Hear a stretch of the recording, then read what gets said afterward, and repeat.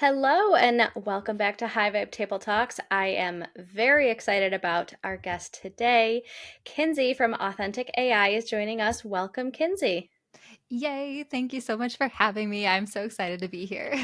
Awesome. Yeah, I think the audience is going to get so much.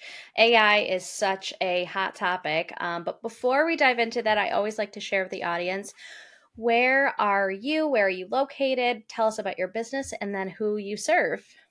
Yes, I am currently in Colorado. I moved here almost 10, actually over 10 years now. It's crazy, but I love it out here. I've always been a mountains girl. I grew up in Montana actually and then moved to Indiana for middle school, high school, and college. And I was like, get me back to the mountains. So now I'm in my happy place. And as far as my businesses go, I've been an entrepreneur for 5+ years now, podcasting for 4+ years.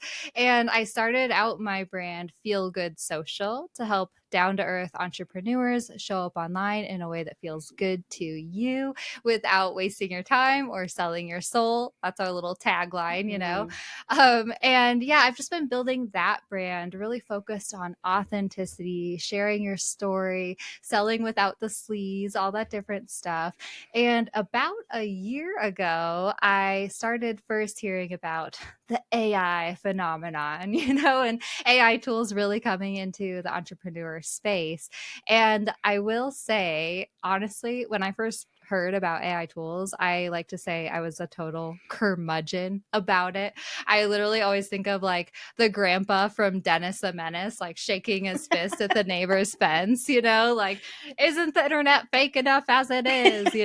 What's this going to do to our creativity, our critical thinking skills, all the different stuff? I was kind of like not into AI tools. I was grumpy about them. mhm. And then I was on a 2-hour drive and I had one of those long drive epiphanies where I was literally like, oh, the reason I'm so grumpy about AI tools is because it's new and different, and I'm afraid, right? I'm afraid about Mhm. what this is going to mean for our culture, for our future. But it's not a lion, so I don't need to run away from it.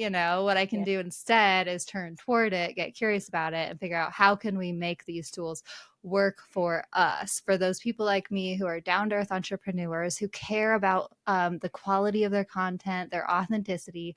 But we definitely want to boost our productivity, to get more done more quickly, to find a little wiggle room behind the scenes to actually enjoy our lives, right? So that's Mhm. when Authentic AI was born, my sister brand. And yeah, we basically take the feel good social approach to AI tools, right? I like to say I teach a human first approach to AI and just making sure that you're using these tools in a way that aligns with you and that feels authentic to your brand so that you're not sacrificing your brand's authenticity, so that you're not wasting time going back and forth, feeling like you're pulling teeth, trying to get the best responses out of it, so that you Mhm. can actually get more done more quickly and find that wiggle room behind the scenes to enjoy your life. But that's not how a lot of people are using these tools. And so I'm trying to spread the message.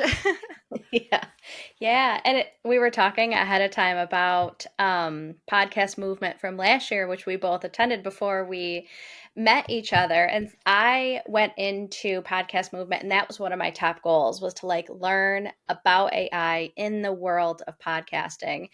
And I think it's so beautiful when you talk about like boosting productivity. And in my conversations, a lot of times we talk about like creating margins for ourselves to like live and feel good and rest and play. And I think Mhm. AI as a tool can create a lot more margins for us.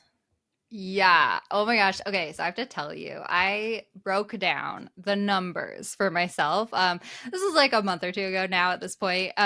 Because I was legit like, how much time am I actually saving with AI tools, And I'll tell you, this it's kind of one of those irksome points for me that I have to get fired up about, because also you start dipping your toes into the AI space and you're like seeing all these people being like, create 30 days of content in 30 seconds, get ChatGPT and quit your day job, like all these different Yeah. things. And I'm just like, Shut up, bro. There's a lot, I call them the AI bros. There's a lot of AI bros in this space, let's be Yes. honest. And I am not one of those people who's going to promise that. Like I'm like, let's be realistic here. Like, yes, you can get ChatGPT to spit out like 30 content ideas for you in 30 seconds, but that's not taking into account the time that it takes you to run this through the filter of your brand, to actually even copy paste those into an Instagram scheduler and find the pictures and all the different stuff, right? So when I was doing the math for myself as far as numbers and stuff, I was really being realistic about like things like, for example, okay, let me just start by saying I am a word nerd, self-proclaimed. I went to school for communications. I was opinion editor at our college newspaper, and I love writing, but I am a slow writer and I labor Hmm. over every stinking word. And it takes me forever to write a piece of copy because I'm like a perfectionist. Let's call it what it is. And it used to take me like an hour to write an Instagram caption. But now with ChatGPT, still running it through the filter of my brand, I'm actually able to write my captions in like 15 minutes, I would say. So Hmm. there's like a huge time saved there. With my podcast, it used to take me freaking like 6 hours to edit an episode. I could not keep up with it. Now I can literally edit the video for my podcast and create social clips and write show notes and all this different stuff in like 2 hours per episode, right? So it's just like crazy things like that. Also, I'm not, getting stuck as much as I used to. I use AI tools to like help me whenever I have writer's block or whenever I come up on any sort of pressure point in my business where I like need to troubleshoot some tech for my website or anything Hmm. like that, right? I'll go to AI tools and it helps me just get through that little pressure point or block in way less time than I would have, right? So when I kind of crunch the numbers, the realistic numbers, so to say, I found out that I save like 3 hours a day, 15 hours Wow. a week, and up to 70 hours a month using AI tools. And this is realistic stuff. And I'm like, whoa. And honestly, too, when I think about how much I've been able to do in the past year, uh, using AI tools in my business, I'm like, I did that? Like, it's kind of crazy? Yeah. Yeah. I don't know if my video is glitchy on your end. It's glitchy on my end. So, but the audio sounds great, and I know that it downloads to the computer. Obviously, Okay, we'll perfect. edit that It out, is but a I just little glitchy, yeah, yeah. but you're good, you're good. So, no, but that's amazing how and and through my lens of becoming the relaxed entrepreneur, instead of being like, wow, look at how much more I can get done in those 15 hours a week. It's like, think about how much more I get to rest or play or find joy or ease in my business because I have used this tool.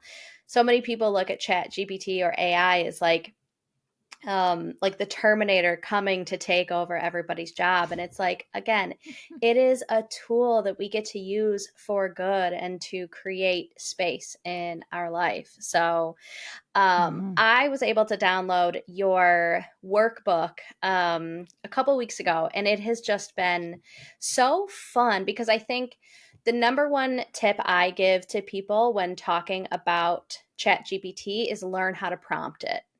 Just like when Google first came out, it's like, show me a restaurant. Well, you have to prompt it better than that to get out what you want. And I think that AI is the same. So tell Mhm. us, like, when people download your workbook, what can they expect out of it and how can it help people? Yeah, yeah. So I think we have the Reels prompt playbook for Hmm. ChatGPT, and yes, this is one of my recent freebies. I've just been loving, and honestly, I created it out of necessity for myself because Yeah. I was like, I'm not posting to Instagram. I'm not doing these reels. Like, how can I make this easier on myself, right? So of Hmm. course, as per usual, lately, I just turned to ChatGPT and I was like figured out a way to have it help me with these reels, right? Yeah. And the thing about the reels prompt playbook, is it uses a prompting technique that I love using that I don't think a lot of people realize that they can really do with ChatGPT. All of the prompts in our Reels prompt playbook are actually what I call formula prompts, but they can also be plug and play prompts or fill in the blank prompts of some sort, right? But it's basically instead of just going to ChatGPT and say, write me a caption, Mm-hmm. write me a caption. Like that is probably one of the most generic prompts that you could give ChatGPT. And what I always say is generic prompts will get you generic Yeah. responses that sound like a robot wrote it, right? Yeah. So we want to get way more specific than that. And we can talk about just like prompting techniques in general too in a little bit if you want to. But with formula prompts, instead of saying write me a caption, you're instead giving ChatGPT the exact formula for what you're looking for and saying, help me customize this to fit my brand or Mm-hmm. brainstorm ways I can make this fit my brand, right? So I've been doing this a lot with Reels hooks on Instagram where I'm like, here's the Reels hook that I want to create. Like, help me brainstorm different ways I can customize this to fit my brand. And I'll do the same thing with Instagram captions, right? And it's funny, I am a writer and I can like type up a fill in the blank Instagram caption Reels prompt very, very quickly. And I'll say, because I know exactly how I want the format and the outline of the caption to go. And then there's like just little spots where I'm like, this needs something, this needs something, this needs something. And Mm-hmm. that's where ChatGPT can help me fill in the blanks for my brand and write me the exact caption that I'm looking for really, really quickly. You know what Yeah. I'm saying? Yeah. Yeah. It's as a tool, just as like a brainstorming tool, is just so powerful because our brains, they can be funny places to be, especially as creatives. So just to be like, when I used to work in an office, I would love going in and like whiteboarding something with someone because you just kind of play off of each other and use each other as inspiration. Or how about you use this word? Or what if we try that? And I think as a tool, Chat GPT can be such a great place to just be like, here's my idea, spit something, another idea out at me that's kind of in the same vein, but just using different brain power. Yeah, yeah. One of my favorite ways to use it too is just brain dumping into it. Mm-hmm. So, with my Reels prompt playbook, I do have kind of those fill in the blank prompts where I literally give it the specific word for word outline and formula of what I'm looking for. But with brainstorm prompting, you can just say, like, I'll just say, I want to write a welcome email to my new students for this subscription thing. Please, start by sharing how excited we are and like include like a funny, relatable, self-deprecating line or moment or something, I'll say, and then move into all the important things that they need to know and then end with like a motivational like tips and different things. I'll just like brain dump and I'll Mm-hmm. say, I think that this is what I want to say, but it's not pretty and it's not using the words that I would necessarily use and stuff. And yeah, ChatGPT can help me clean that up, tidy it up, and give me something. I mean, I've already also always trained it on my brand persona, so that's a really important way to get better responses out of ChatGPT. So it already knows how I write, who my brand is, who my audience is, and kind of that sort of stuff. So it'll spit something back out at me that is very similar to what I would have written, but it would have taken me at least 30 minutes plus. Yeah. And then is it going to be perfect at that point still? No, but I can spend like 10 minutes tidying it up and switching Mm-hmm. things up and making it sound more like me. And then we're good to go. Yeah. And man, yeah, it's so nice to do that. So, how do you recommend people do train ChatGPT on their brand voice and brand identity? Oh, yes, lady. I actually have two resources for this if anyone needs. One is brand persona for ChatGPT mini course, and it's kind of a good kicking off point if you're just looking to train it on your brand persona, so to say. Mm-hmm. But then also, my new favorite secret weapon is what I call the brand blueprint. And literally, it's this like Okay, don't be scared, but it's like an 80-page Google document that I've created. ChatGPT helped me create it, guys, so it's not like that intimidating, but it literally outlines everything that it needs to know, that ChatGPT needs to know about my brand in order to think like my brand, sound like my brand, understand the strategy behind my brand, and also understand who my ideal customers are so that it can just like know all of that within Hmm. like I'll upload the document and it knows it in like 10 seconds. I swear Wow. it's crazy. But yeah, there's a few different ways we can do it. But in general, just thinking about, okay, I always like to compare ChatGPT to an intern, right? Or whatever role you want this AI assistant to take on for you, right? It can be an intern, it can be a tech troubleshooter, it could be a business coach helping you being a soundboard being a soundboard for your ideas and all the different stuff, right? So think about the role that it's playing for you in the moment of what your goal is for the conversation. And then make sure that you tell it everything that it needs to know in order for it to be able to do a good job for you, right? So, in general, training ChatGPT on your brand persona, you want to think about three different things when it comes to your brand persona specifically. You want to tell it about your brand's core identity, who your brand is. So that means your mission, vision, values, brand opinions, and beliefs, all of those core foundational elements that make up who your brand is, right? You also want to train it on your ideal customers because that's the other side of the coin. Mm. That's who you're speaking to. Hmm. So making sure that ChatGPT knows exactly who it's speaking to, the demographics, the psychographics, the lifestyle, but also the pain points, desires, how you help them, their relationship to you, all that different stuff is really, really helpful. And then the third point of it is your brand's personality, voice, and writing style. And this is especially important where if you're getting ChatGPT to write copy for you, right? So your brand's voice and personality and writing style, it's not just like write in a more friendly, casual tone, right? Like that's going to give you kind of the cheesy cheerleader Yeah. responses from ChatGPT, right? And or it could go the opposite direction where you're like, please be more professional, and it sounds like a freaking like college professor or something, you Right. know. Um, so when it comes to training on your brand persona and writing style, it's really about getting deeper than that. There's two different ways.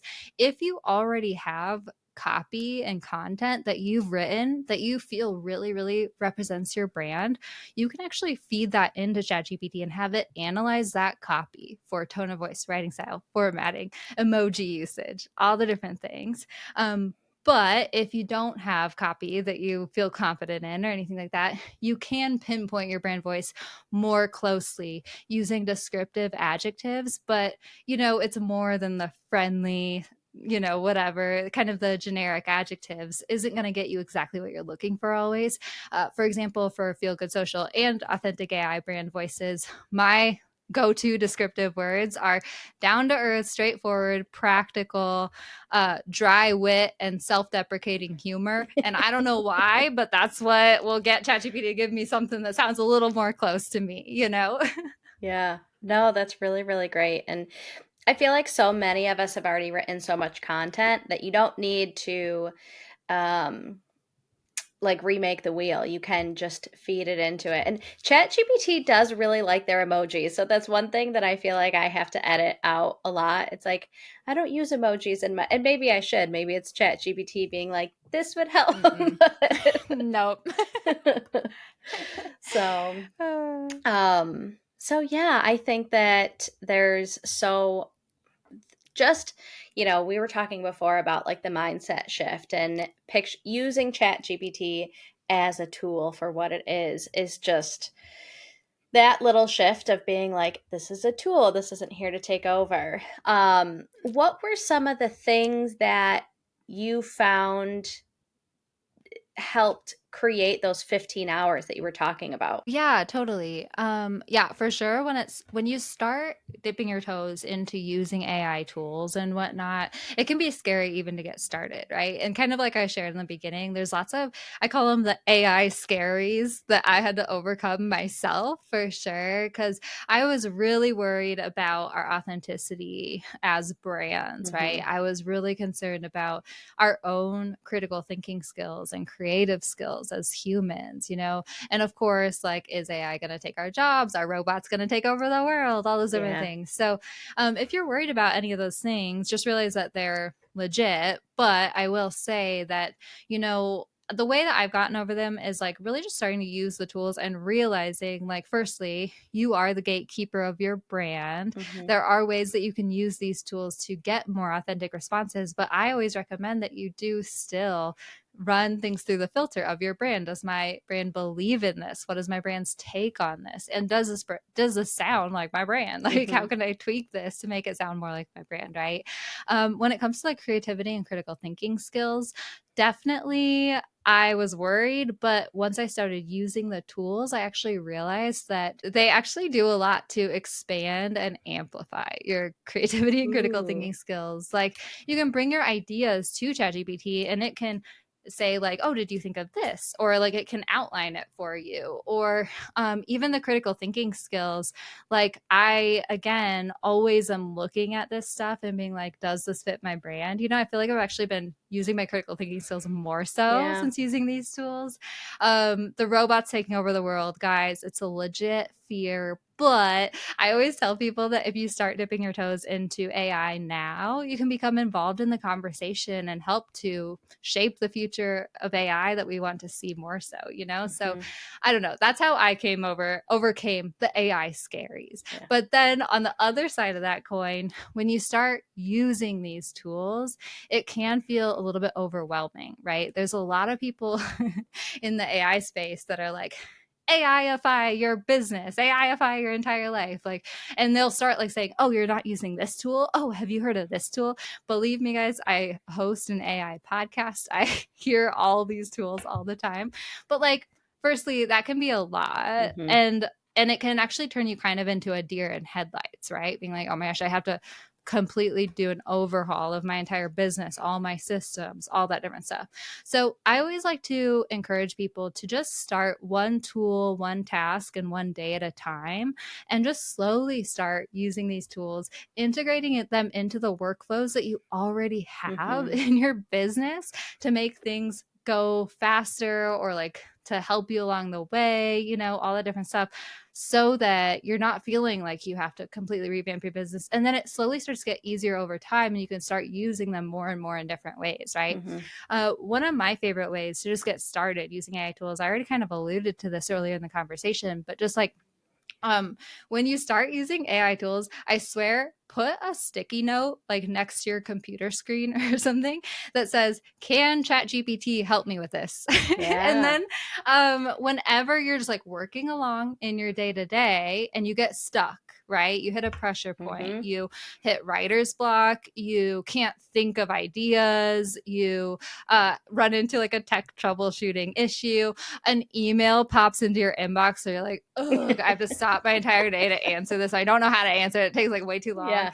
Like, that's when you'll be like, oh, and then you'll see the sticky note, can ChatGPT help me with this? And you'll be like, oh, maybe it can. And then you can go to ChatGPT and like, it can help you most likely because it can help you with so many things, right? And so then you start opening yourself up to the possibility of using an AI tool in your day to day, and you really find out what are those pressure points, where are those places where AI might be able to help me. Hmm. So that's been really helpful for me for starting to use AI tools and getting comfortable with them. And then, you know, I've integrated them into my systems and workflows now. I was telling you earlier, I have a podcasting workflow I'm so excited about because it took me so long. I've been podcasting for like almost 5 years now and like have not shared video podcasts until year 4.5. Let's be honest here. So my new podcast editing workflow is just so great, and Descript is a part of that. AI is a part of that. It's so awesome. Yeah, and like ChatGPT is in a bunch of my different workflows I have set up for my business too. Finding those places where it's like repetitive. I use it for podcast show notes every week, you Hmm. know, or finding places where it's the stuff where exactly you don't really know how to answer this email, or like you get stuck places. Like, that's where it can be really, really helpful. Yeah. Yeah, definitely.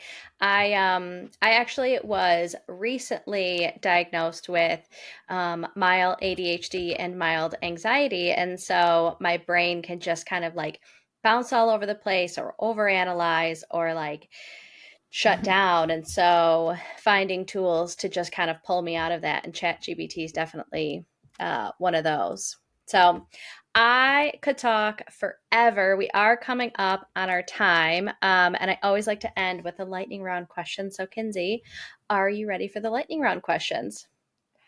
So ready. Awesome.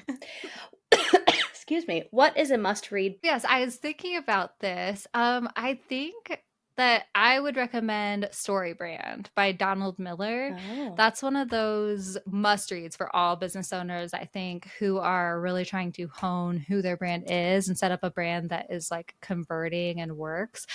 It really focuses on like the story brand method for your messaging, and it uses kind of the hero's journey framework to and applies that to your business, which is super cool. But then also within that book, he has really, really great tips for setting up your website and for converting in your homepage and stuff. It's a really quick read. I think I listened to it on audiobook, Yeah. honestly, and it's really awesome. Oh, cool. Awesome. What does creativity mean to you? Man, I feel like this isn't a lightning question, girl. I'll try.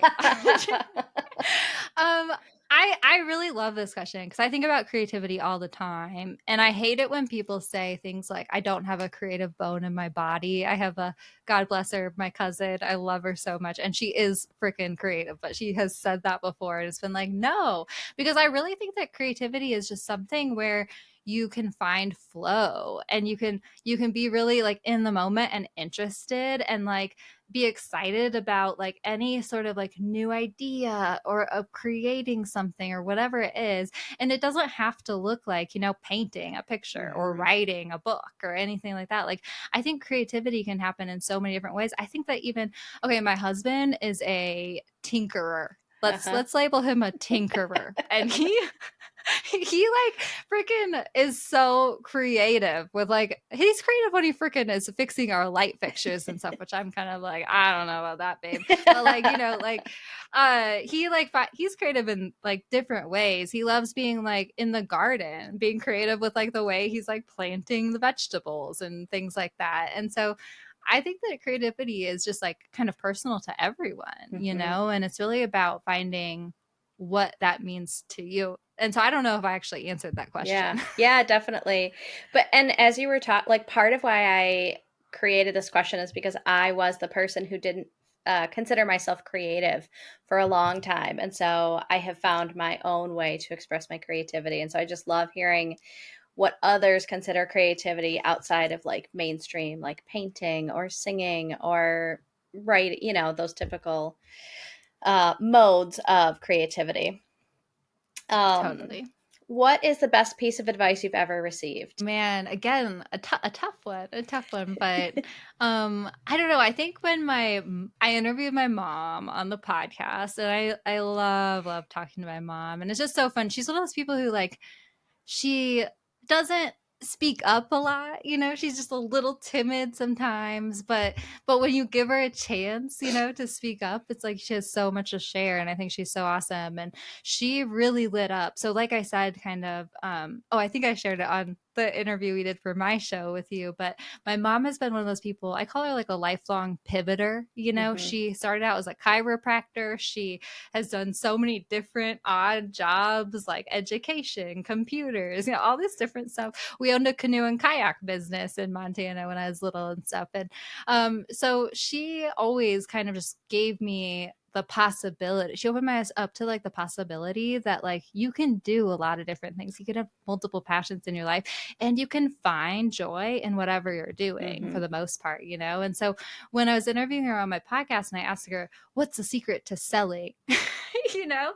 And she was like, it's so funny. I really just found joy in like I just had fun in the Hmm. selling process. And she's like related it to our canoe and kayak business. And she's like, I would just play off of my customer, whoever I'm talking to who wants to buy a boat, I'm like, okay, what do you want? Like, what are your desires? When you imagine yourself out on the river, what are you doing? Are you going through rapids? Are you fishing? Are you just kind of lollygagging? Right. Like, and then that'll help us figure out what boat you're having. And she would have fun, and she would like kind of carry her passion and her Yeah. excitement into her customers. Yeah. And she's like, so whatever you're doing in life and with your business, just like try to find the fun and the joy in it, and try to like share that joy and fun with your ideal customers. And like that is really just like how you can sell in the most genuine way. I was like, oh, Mom, that is crazy.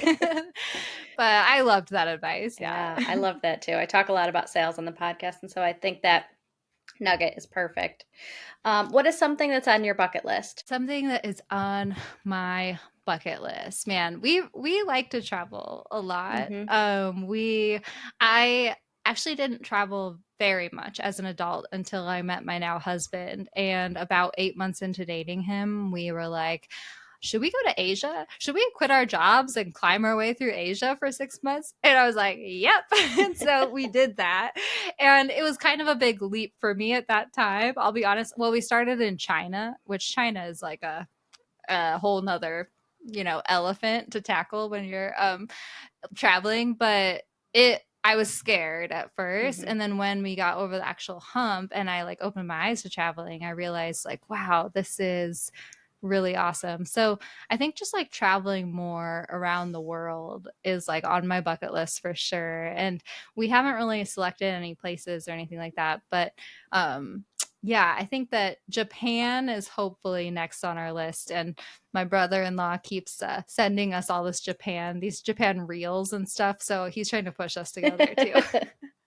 That's awesome. And last question, what is the coolest shit you've done in the last year or are currently working on? Yeah. Oh man, I think that starting my authentic AI business and really just trying to like do my podcast and grow that has been just such a crazy journey for me. And just like the fact that I've been able to kind of like manage two brands and two businesses and grow them with like the help of AI tools and stuff. I think that it's really, really cool. And I do just want to share too with your audience, because I know that you have a lot of like women entrepreneur listeners, and AI tools. It's one of those things. I actually was having a conversation with a woman on my podcast. Her name's Dr. Nikki Sweeney, and one of her big passions and messages is to try to encourage more women to use AI tools, because here's a few statistics I just want to throw at you that came from Dr. Nikki. She said that men are actually 2 times more likely to use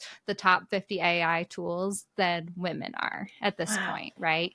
And there's a few different reasons for that, which fire me up for sure. I mean, firstly, like women weren't culturally raised to believe that they're techie Mm-hmm. or like be a part of STEM subjects necessarily. So that's not necessarily working in our favor when it comes to AI technology in general.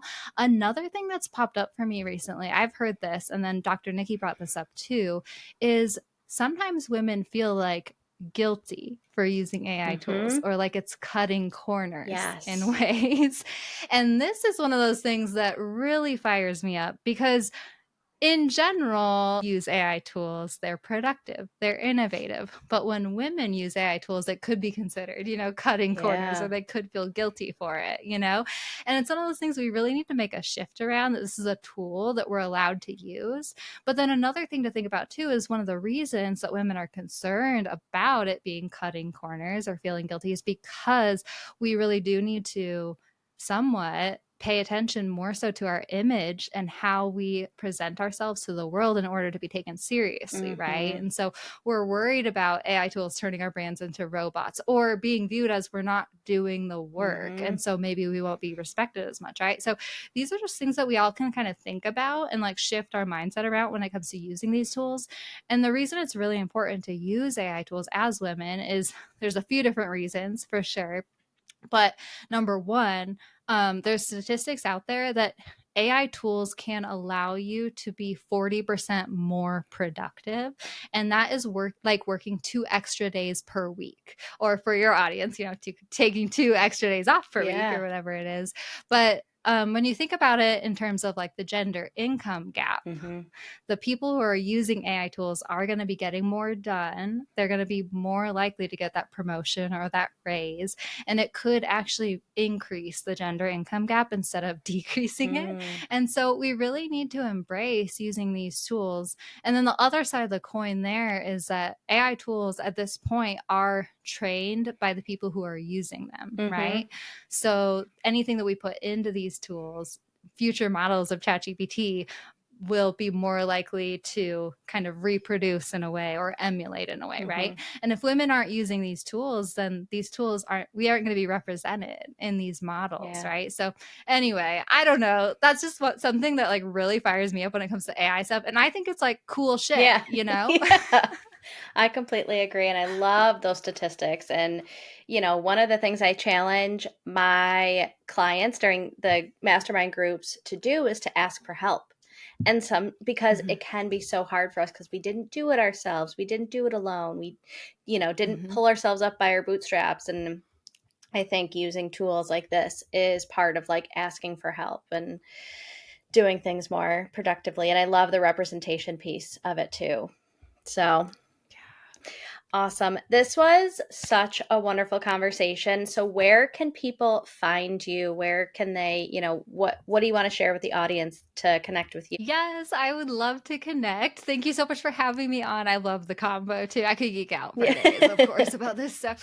But I do have a podcast, Authentic AI Podcast. If you want to hop over there and give it a listen, I just share down to earth, actionable tips for entrepreneurs when it comes to AI tools. My website is .ai, and that's where you can find my Instagram at Authentic AI for Entrepreneurs. And on the website, I have lots of different freebies. I have the Reels prompt Hmm. playbook for ChatGPT, like we were talking about earlier. I also have the Authentic AI Tech Toolkit. It's basically where I'm throwing any recommended AI tool that I hear from my podcast guests or that I've tried myself. I throw it into the toolkit so I can remember it and find it when I need it, right? So that's available for free as well. And then I do have the 2 mini courses that I kind of chatted about a little bit, the brand persona mini course and then the brand blueprint if you want to create like the ultimate training document for your brand for ChatGPT. So that's that. Perfect. Awesome. Awesome. Thank you so much. This was really, really great. I really appreciate your time, all your insight, and I know my audience is going to get so much out of our conversation. Thank you so much. I appreciate it. I don't know if it has anything to do with it, but we're getting like